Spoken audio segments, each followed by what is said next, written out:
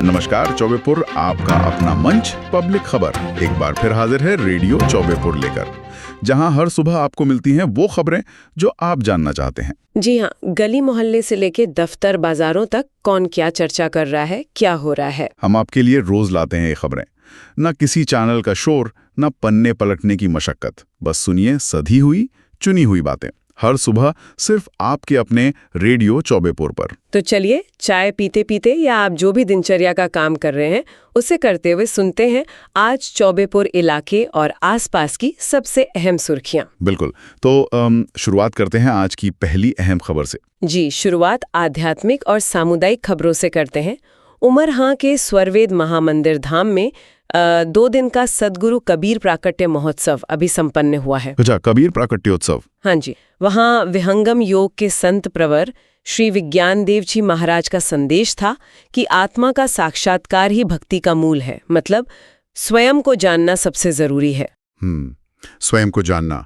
और सद्गुरु आचार्य श्री स्वतंत्र देव जी महाराज, उन्होंने भी कुछ कहा? जी, उन्होंने कहा कि कबीर का ज्ञान अनुभव पर आधारित है, हमें अपने अंदर झांकने की जरूरत है। सही बात है।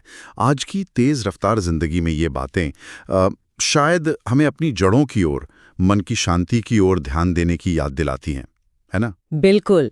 और देखिए, इस महोत्सव में तेज गर्मी थी काफी, लेकिन इसके बावजूद उत्तर प्रदेश, बिहार, झारखंड, दिल्ली, मुंबई जैसे कई राज्यों से बहुत श्रद्धालु आए। अरे वाह, इतनी गर्मी में भी? जी, कार्यक्रम भी काफी थे वहाँ, जैसे मुफ्त योग प्राणायाम ट्रेनिंग थी, विश्व शांति के लिए वैदिक महायज्ञ हुआ, विहंगम योग दीक्षा भी दी गई और आयुर्वेद होम्योपैथी के मुफ्त चिकित्सा शिविर भी लगे थे।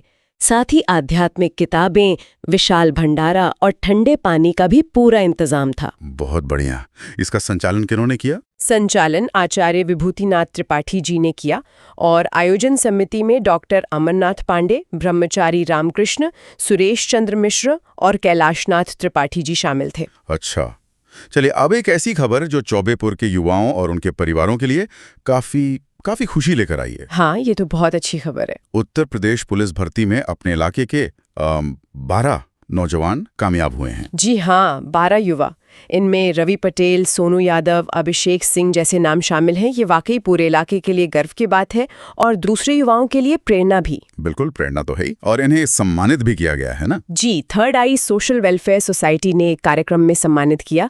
मुख्य अतिथि थे एसीपी सारनाथ श्री विजय प्रताप सिंह। अच्छा, एसीपी साहब आए थे? हाँ, उन्होंने कहा कि मेहनत का कोई विकल्प नहीं होता और सोसाइटी के प्रबंधक शुभम सिंह ने भी क्षेत्र के गौरव की बात कही। वहाँ और कौन-कौन मौजूद थे? कार्यक्रम में खंड शिक्षा अधिकारी नागेंद्र सरोज जी और डॉक्टर बीर बहादुर सिंह जी भी मौजूद रहे। चलिए, बहुत अच्छे। अब पुलिस भर्ती से जुड़ी एक और जानकारी है वाराणसी पुलिस लाइन से। काफी संख्या में नए भर्ती हुए आरक्षी लखनऊ जा रहे हैं। जी, 848 रिक्रूट आरक्षी ये 14 जून को लखनऊ जाएंगे। लखनऊ क्यों? वहाँ मुख्यमंत्री योगी आदित्यनाथ जी उन्हें नियुक्ति पत्र देंगे। इसके लिए पूरी तैयारी की गई है। डीसीपी प्रमोद कुमार जी ने बताया कि 23 बसें लगाई गई हैं। अच्छा, 23 बसें? हाँ, और हर बस में सुरक्षा के लिए एक सब इंस्पेक्टर और एक कांस्टेबल भी रहेंगे। ड्राइवरों की मेडिकल जांच वगैरह भी कराई गई है। पूरी व्यवस्था के साथ। चलिए अब जरा मौसम की मार पर आते हैं। एक समस्या जो गर्मी बढ़ते ही कई गाँव में महसूस की जा रही है, बिजली कटौती की।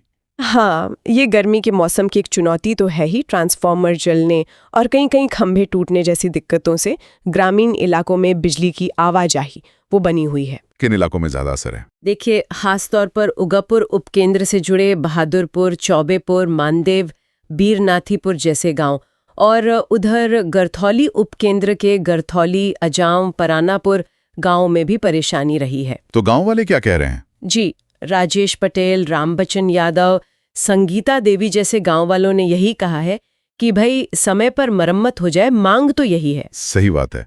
गर्मी में बिजली के बिना मुश्किल होती है और बिजली से ही जुड़ी एक सूचना चिरई गांव क्षेत्र के लिए भी है। आज यानी गुरुवार को कुछ घंटों के लिए बिजली बंद रहेगी। जी, एसटीओ श्री विक्रांत कुमार जी ने बताया है कि 33 केवी विद्युत उपकेंद्र कैथी पर सुबह 9 बजे से दोपहर 12 बजे तक मरम्मत का काम चलेगा। सुबह 9 से 12? तो कौन से गांव प्रभावित होंगे? इस वजह से छाई और जालापुर सब स्टेशन से जुड़े जितने भी गांव हैं वहां बिजली नहीं रहेगी। ये काम इसलिए जरूरी है ताकि आगे बिजली सप्लाई बेहतर रहे। लोगों से सहयोग की अपील की गई है। ठीक है, चलिए अब कुछ अच्छी खबर की तरफ रुख करते हैं। इलाके के विकास से जुड़ी एक महत्वपूर्ण घोषणा हुई है। हाँ, ये काफी अहम है।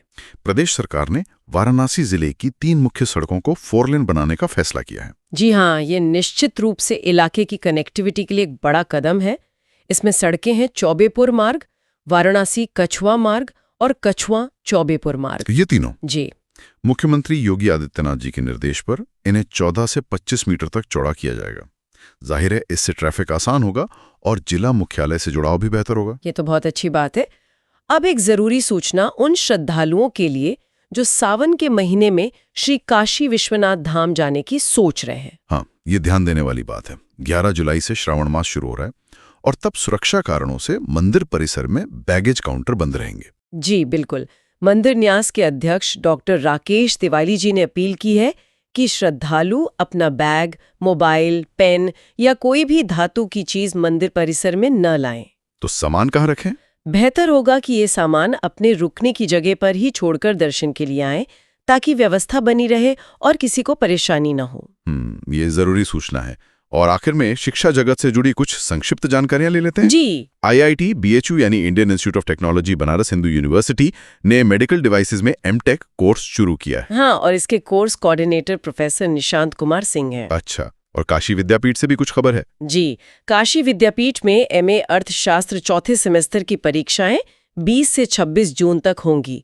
ये जानकारी विभागाध्यक्ष प्रोफेसर अंकिता गुप्ता जी ने दी है। ठीक है। और एक और चीज, PG diploma in music therapy course में 22 छात्रों ने फीस जमा कर दी है। इसकी जानकारी कोऑर्डिनेटर प्रोफेसर बंशीधर पांडे जी ने दी है। बहुत खूब। तो ये थी आज की प्रमुख सुर्खियां जो चौबेपुर और आसपास के क्षेत्रों से जुड़ी हैं।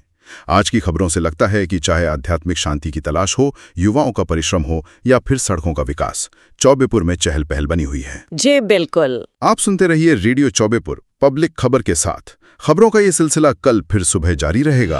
तब तक के लिए नमस्कार और रखिए अपना ख्याल।